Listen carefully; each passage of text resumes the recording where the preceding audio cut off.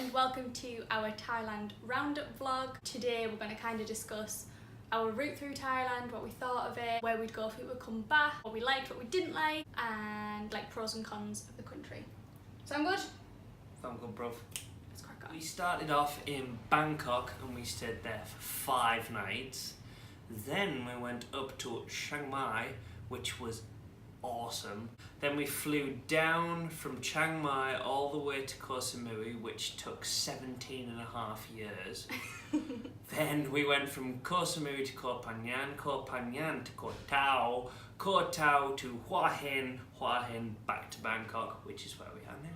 Yeah, Bangkok, staying there 5 nights was alright. It was enough time for us to acclimatise, but we didn't really get to see everything that we wanted to, did we? Looking back on it, I actually wish we had more time in Bangkok. Yeah. It was almost lost on us because we were knackered. Yeah. Like, the first couple of days at least, we were jet lagged to all hell. Like, I would like to get to know the capital a little bit better. I felt like there was a lot more to see. 5 nights, not enough. Yeah. And then we flew up to Chiang Mai. It was an hour flight. We booked it through, I think, Vietjet Air we flew with.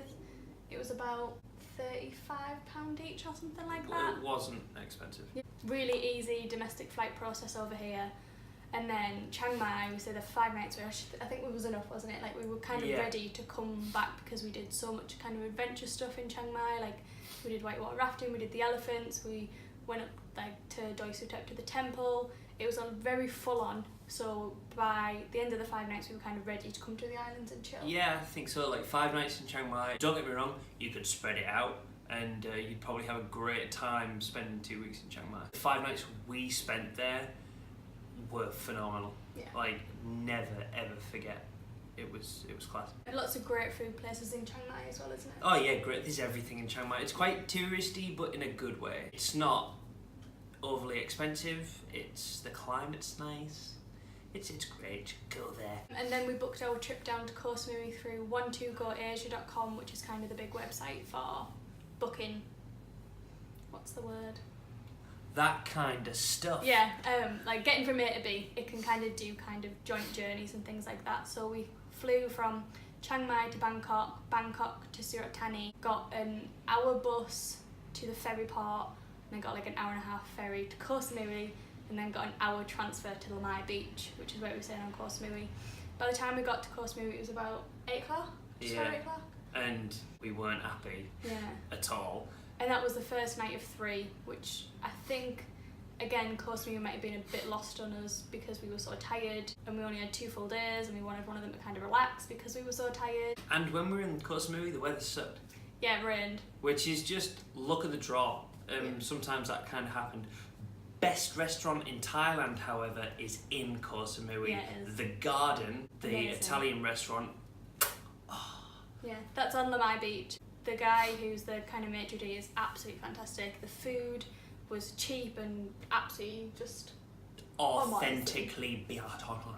And then we took a ferry to Koh Phangan, which took like, I don't know, you could throw a stone. yeah, it wasn't long at all. I think it was about 45 minutes.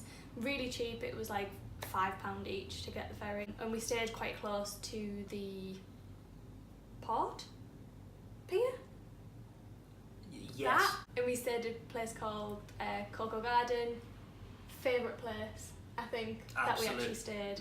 In terms of where we stayed and how close it was to the beach and everything, it was an absolute win. Yeah. Like, I'd go back to Koh Phangan absolute heartbeat. The girls who work at Coco Garden are super lovely, super helpful. She recommended us a place to get a bike. Food in the restaurant was amazing. They did baked beans, and it was just... Yeah.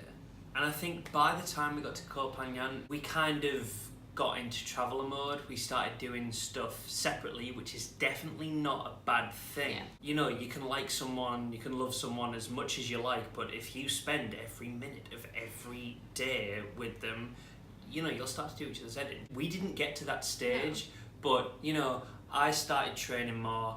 We kind of figured out what we actually wanted to do, because at the end of the day, this isn't a holiday, we're travelling. By the time we got to Koh Phangan, it started to click, I think.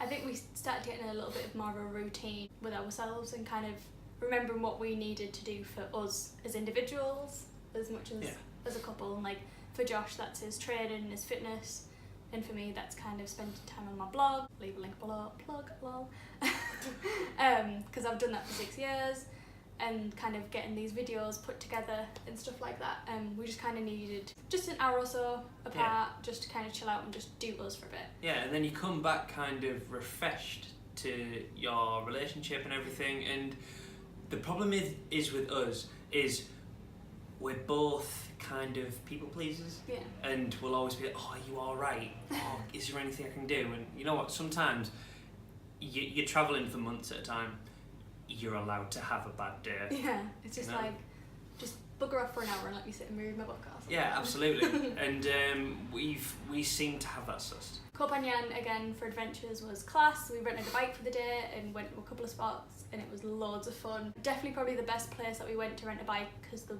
roads weren't as mental.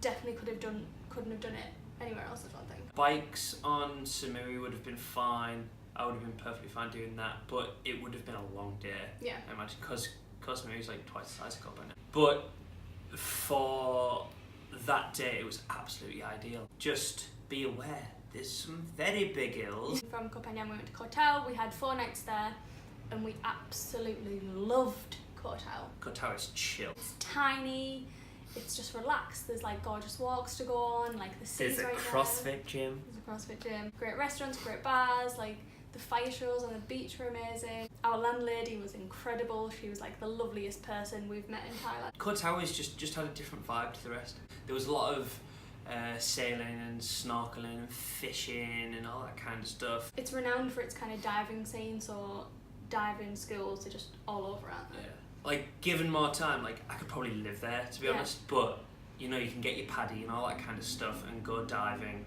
In our hotel, they were teaching people to dive in the pool, because there was 2 pools in our hotel, which was also a massive plus. From Koh Tao, we took an hour-and-a-half ferry to Chumpon, and then a 4-hour bus up to Hua Hin. We won't really speak about Hua Hin that much, because that was the last video. We didn't like it. It's very Benidorm of Thailand. We were too far out. It was too expensive. Not a positive experience. But I can imagine. Apart from the pancakes. Apart from the pancakes, yeah. There's always a silver lining, guys. You've just got to look hard enough. Real talk. I think a lot of people go there for like a 2-week holiday, like a resort holiday, which I think would be absolutely. Yeah, there was a lot of Europeans, a lot of Australians, just people getting drunk. Yeah. You know, eating food. Like, you throw money away there. It would be really easy to spend a lot of money. Yeah. And now we're back in Bangkok. We're a bit more in the centre. We're staying at, I can't say it, Sukhumvit? Something like that.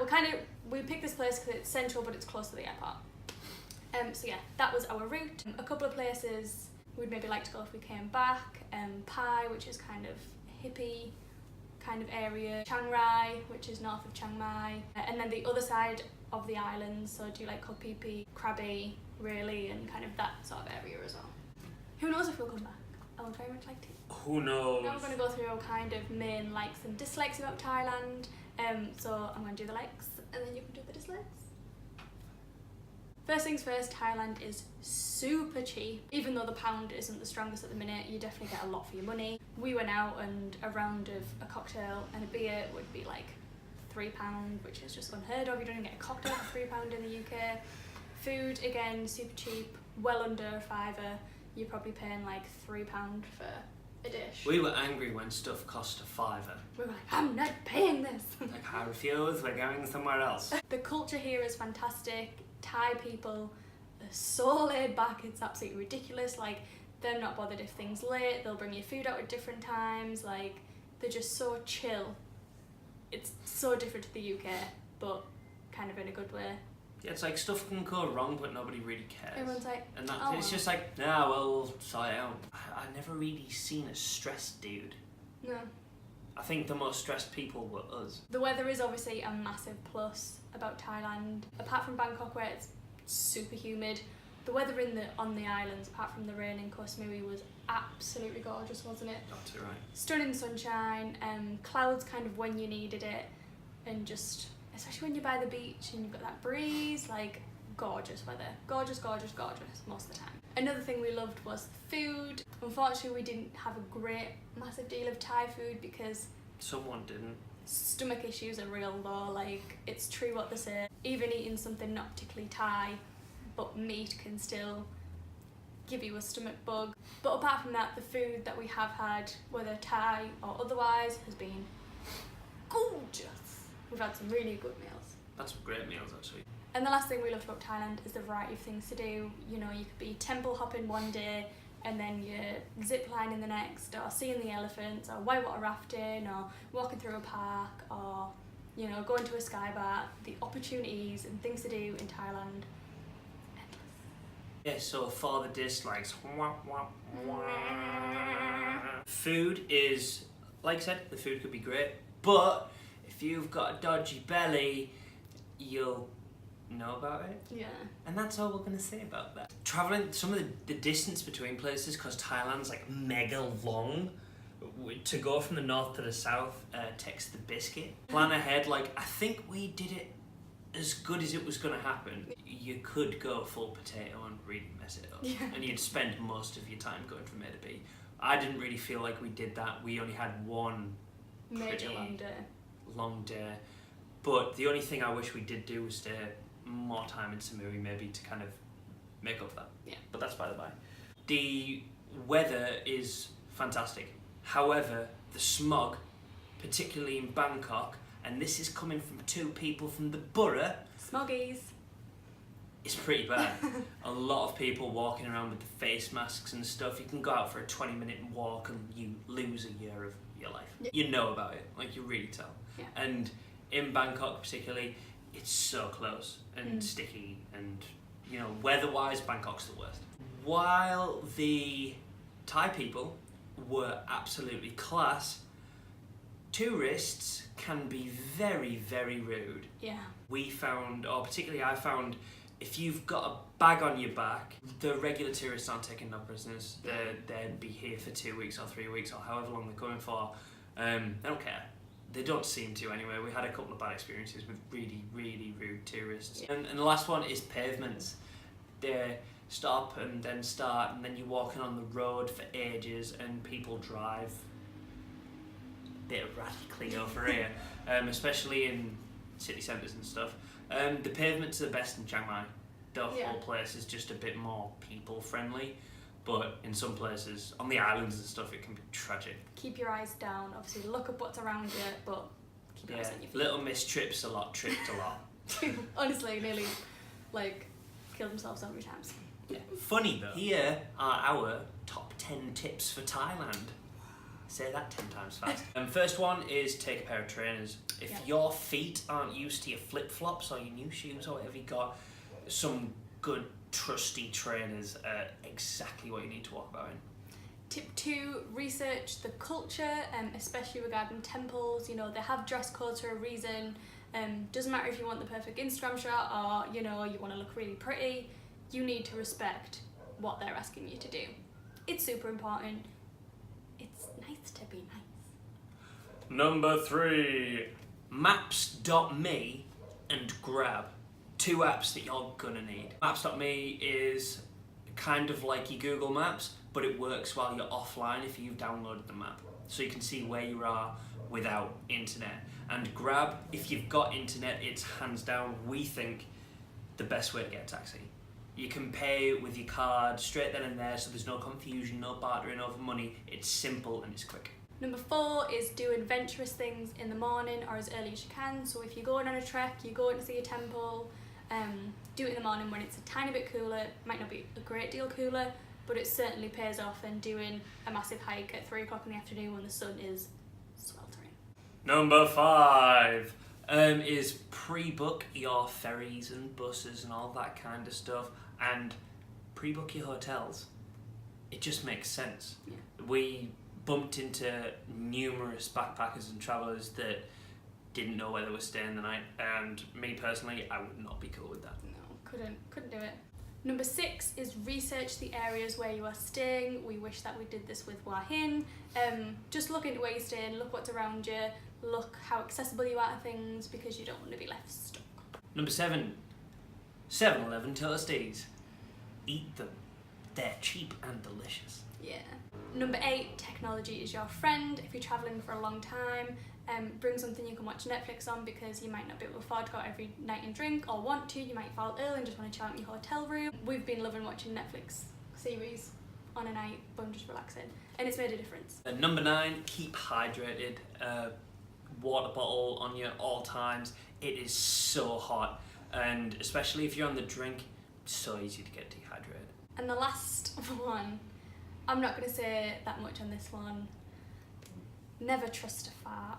Never, ever, ever, from experience.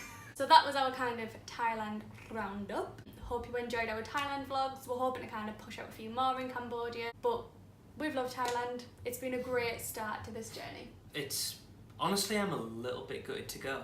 I feel like I could have stayed in Thailand for a lot longer and got to know the people, and especially in the capital, and maybe Koh Samui as well. Yeah, Koh Tao for me. As always, guys, leave a like, leave a comment, subscribe. It helps us out a lot, and let us know what you want to see in the future.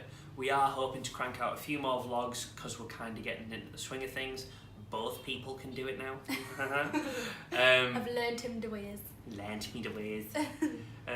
But thanks for watching, and we'll see you in the next one.